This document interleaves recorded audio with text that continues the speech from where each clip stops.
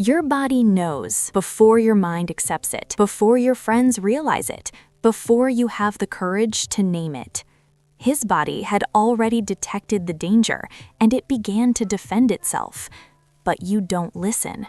Because he's so kind afterwards. Because you love. Because it's complicated. So you ignore it.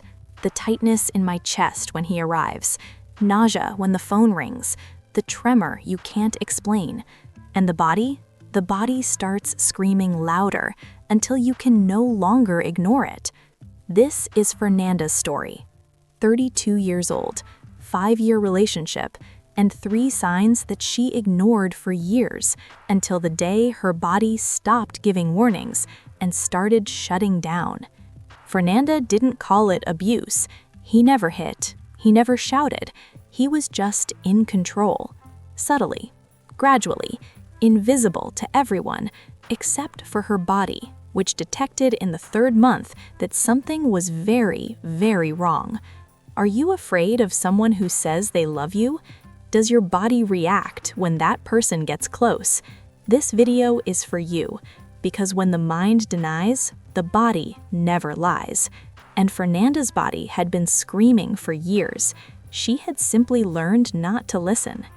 If your body reacts with fear to the very person who should bring you peace, sign up now. This section discusses the body's intelligence in detecting danger before the mind acknowledges it, and how ignoring the body can cost you your life. It started small. Fernanda would wake up with her heart racing for no apparent reason. The doctor ordered tests. Normal heart. Anxiety, he said. Take this. She took it. But it continued. Worse. My heart raced when the phone rang, and it was him. Always him. Where are you? With whom? Why did it take you so long to reply? Questions that seemed like care, but the body felt like it was being interrogated. And interrogation activates the sympathetic nervous system, fight or flight mode. Fernanda had been in a state of permanent alert for months. She started sweating at odd moments, sitting on the couch with him, watching a movie. Cold sweat, heart racing, shortness of breath. Are you okay? He asked, looking worried. And Fernanda was lying. I am, just tired. But it wasn't tiredness. It was a subtle, almost invisible terror that the body detected, but the mind denied. Because how can he be a terror if he's kind, if he says he loves you, if he's never physically hurt you? What Fernanda didn't know is that the human body detects danger fractions of a second before consciousness. The emotional part of the brain, the limbic system, processes threats before the rational cortex can even think why. This exists for a reason: survival. If you had to stop and think, is that tiger dangerous? It would already be too late. Then the body decides first and warns by accelerating the heart, sweating, trembling, preparing to flee. Only then does the mind try to understand. But in an abusive relationship, the signs are subtle. There is no tiger. There is a man who says he loves you. The mind becomes confused. There is no visible danger, so ignore the alarm. And the alarm, keep playing, higher, more consistent, until it becomes normal. And this normal takes another name, generalized anxiety, which many doctors treat with medication without asking, who or what are you afraid of? Fernanda created an elaborate ritual before he arrived. She checked the house 3 times. Is everything in its place? Is everything clean? Nothing that could irritate him. She was checking her cell phone. Did you delete the conversations? Neutral messages? Nothing that could provoke jealousy. She was checking her clothes. Not too short, not too low cut, not very flashy. By the time it was over, her heart was already racing before he even arrived, the body anticipating danger. And she didn't understand. Why am I so afraid? He never did anything. But the body disagreed. The body remembered each icy gaze, each punitive silence, each humiliating joke, each controlling care. The rationalizing mind, he cares about me. The body knew better. It was control disguised as love. Control kills slowly, silently, completely. The second sign that Fernanda ignored was the disconnection during sex. She was there physically, but mentally distant, counting tiles, planning for tomorrow, thinking of nothing, body present, absent mind. And it wasn't for lack of attraction, it was protection. It was the brain dissociating in order to avoid feeling what was happening, because what was happening was not entirely consensual. He never physically forced her, but it was emotionally demanding. Like, if you loved me, you never want to. I'm starting to think there's someone else. Fernanda gave in, not because she wanted to, but not giving in was worse. Days of silence, disapproving glances, comments, invisible but real punishments. So the body learned to shut down during in order to survive afterward. Dissociation is a powerful defense mechanism. When the threat is too great for the psyche to process, the brain disconnects the mind from the body. You are there, but you are not. Float above, observe from afar, feel less or not at all. It's short-term protection. Soldiers at war dissociate. Trauma victims dissociate regularly, sometimes daily. Fernanda was in the shower when she realized she didn't know how long she had been there. 5 minutes? 20? 50? The water had cooled. She hadn't noticed. I was far away, nowhere in particular, thinking about nothing. And this started happening more and more often.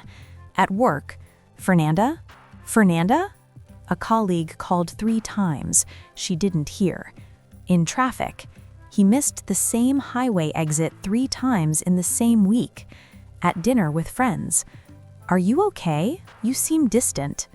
I'm fine, just tired. Always tired. Because dissociation consumes an enormous amount of energy. It's exhausting to be there and not be there at the same time. It's exhausting to live 2 realities, the external, functional one, the internal one, disconnected. Fernanda had been living like this for 2 years, and I thought it was normal. The third sign was my body literally shutting down. Fernanda started to get sick. Constant colds, chronic headache, stomach pain with no apparent cause. Doctors were investigating. Nothing appeared. Perhaps it's emotional. No, I don't have emotional problems. But it did. Enormous. Simply dissociated, ignored, repressed. And repression turns into somatization. The body screams what the mind cannot process. We are in danger. We need to leave. He is destroying us. Fernanda was taking medication, and it continued, until the day the body could no longer accept it. She fainted without warning at work. She woke up in the hospital. The doctor said words that changed everything. Your body is in permanent survival mode. This is not sustainable. Something in your life needs to change urgently. The hospital psychologist came to talk, and he asked the question that no one had asked. Are you afraid of someone in the house? Fernanda laughed. No, my boyfriend loves me. I didn't ask if he loves you. I asked if you're afraid. Silence, far away. Fernanda felt something break inside. And she answered honestly for the first time. Yes, I do, but it doesn't make sense. He never hurt me. Did it cause physical injury? No. And emotionally, Fernanda cried, because a word had given a name to the unnameable. Emotional abuse leaves no visible scar, but it kills just the same. Perhaps worse, because it kills while no one sees, no one believes, no one validates. The psychologist explained with frightening clarity. Your nervous system has been hijacked by a relationship that your brain constantly classifies as dangerous. You live in a state of hypervigilance, your body prepared for threats 24 hours a day. This consumes immense resources. System immune high, hormones become unregulated, digestion blocked, sleep disappears. Eventually, the body collapses. It wasn't made to live in a state of perpetual war. But how do I get out? First, by acknowledging that we are at war. You spent 3 years denying it. The body knew. It tried to warn us through anxiety, dissociation, and illness. You ignored all the warnings until your body forces you to stop, causing you to faint. Fainting can't be ignored. Fernanda had to choose, stay and die slowly, or go out and live. Scared at first, but live. The choice seemed impossible. I love him. Love that makes you sick is not love. It's dependence, trauma, control. True love makes you grow, not shrink. It strengthens you. It doesn't make you sick. It keeps you present, not disconnected. Fernanda called her mother for the first time in years. I need to get out of this relationship, but I'm afraid I won't be able to do it alone. The mother picked her up from the hospital and took her home. That night, for the first time in 3 years, Fernanda slept without her heart racing, because her body finally felt safe. The first few days were strange. The body didn't know how to act without a threat. It remained on alert, waiting. The phone is ringing. Door slam. He will appear. But he didn't show up. Gradually, the body began to turn off the alert. My heart calmed. Sleep returned. Deep, heavy, restorative. Fernanda slept 14 hours in the first day, 12 in the second round, 10 in the third round. The body was recovering from years of sleep deprivation caused by hypervigilance. My appetite returned. She had lost 8 kilograms in 6 months without realizing it, because she didn't feel hungry. A body in survival mode doesn't prioritize eating, it prioritizes fleeing. Without the threat, hunger had returned, and with hunger, the pleasure of eating forgotten. But Fernanda felt immense guilt. Maybe I exaggerated. Maybe it wouldn't be so bad. Maybe I'm weak. The therapist whom she had begun seeing confronted her. Your body fainted to protect you. The body doesn't exaggerate, doesn't invent, doesn't lie. It responds to the reality that the mind denies. The reality was unbearable. Your body saved you by forcing you to stop. And you're blaming your savior? Fernanda understood for the first time that the body was not the enemy, weak or problematic. It was a strong and protective ally who fought alone for 3 years trying to save her, while her mind denied the reality, and finally succeeded. The therapist taught a simple yet powerful exercise. Every morning, sit, place your hand on your heart, and ask, "How are you?" and listen to the body's response, not the mind's response. Fernanda tried. First morning, "How are you?" The body responded with a slight but real feeling of lightness.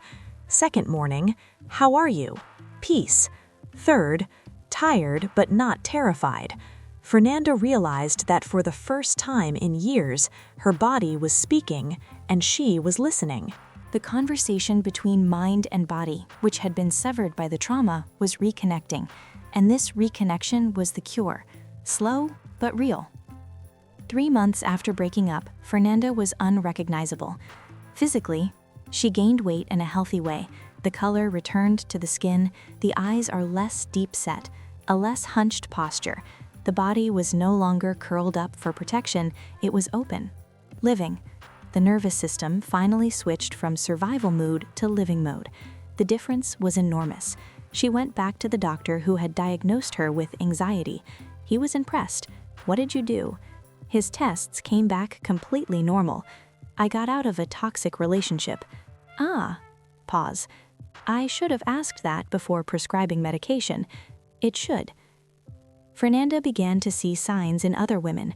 Friend biting her nails all the time, friend losing weight fast for no reason, friend forgetting things, absent, distant.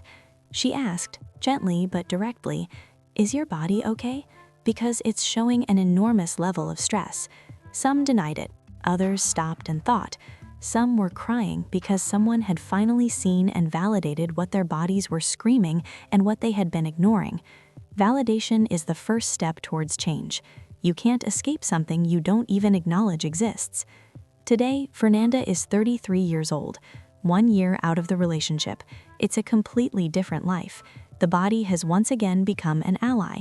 When her heart races, she asks, why? When her stomach tightens, she asks, what's wrong? And the body responds, always, because the body always knows. She's dating someone new, and the difference is obvious. With him, the heart is calm, breathing flows, the body relaxes. This confirms what deep down she already knew. True love doesn't activate the nervous system in war mode. True love brings peace. The previous relationship never calmed down. It was just warning you. Constant vigilance is not love, it's about survival, and survival is not a way of life. Security warning. If your body reacts with fear to someone who says they love you, listen. Call 180, Women's Helpline, operates 24/7, toll-free throughout Brazil. Call 188-CVV, 24-hour emotional support. Tell someone you trust. The body doesn't lie. Ignoring your body can cost you your life, literally. Now, stop, and do this test with me. Think of the person you love and answer. When that person's phone rings, does your heart race with joy or fear? When that person arrives, does your body relax or tense up? When you're alone with her, do you feel safe or on alert? If the answer was fear, tension, alert, your body is telling you something your mind doesn't want to hear. Listen. Subscribe to the channel if you want to learn how to listen to your body before collapsing like Fernanda almost did. Comment here, your body has already tried to warn you about something and you ignored it? Write, because writing is already the beginning of listening. Share this video with that friend who is always sick, always anxious, always forgetting things. Perhaps her body is screaming and no one is listening. See you in the next video. Until then, listen to your body. It's on your side. It always has been.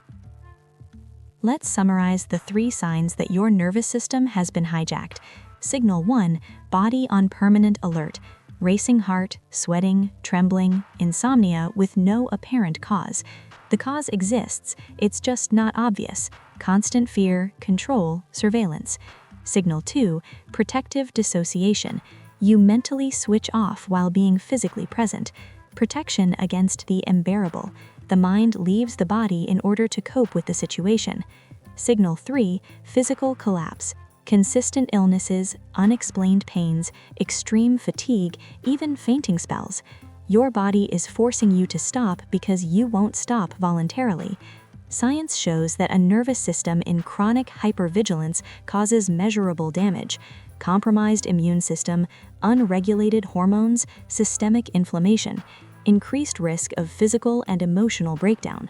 Research indicates that victims of emotional abuse may experience brain changes and stress responses similar to those of victims of physical abuse. The brain doesn't differentiate. Trauma is trauma, whether visible or invisible. Here is the truth that saves.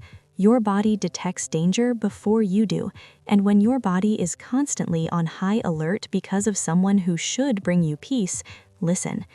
If you recognized yourself in these signs, seek help today, not tomorrow, because tomorrow may be too late and the body may completely collapse. Take care of yourself by listening to the ally that never abandons you, your body. It fights for you, even when you fight against him.